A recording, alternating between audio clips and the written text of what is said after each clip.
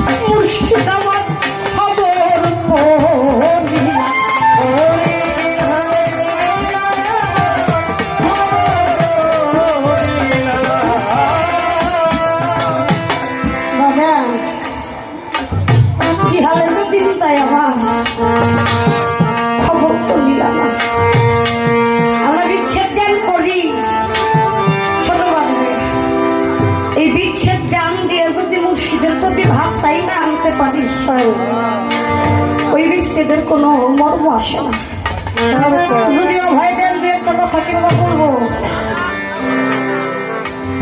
যমুনা নদীর পারে একজন পীর সাহেব ছিল যার নাম ছিল দয়াল বাবা ইউনুস আলী রহমতুল্লাহ। এই ইউনুস বাবার একজন ভক্ত ছিল যার নাম ছিল আব্দুল ওহাব। আমার আলানুস্তানদের অনেক ভক্ত আছে, এর মধ্যে কিছু ভক্ত কিন্তু আমার আলানুস্তান নিজে দায়িকা কাছে রাখে না।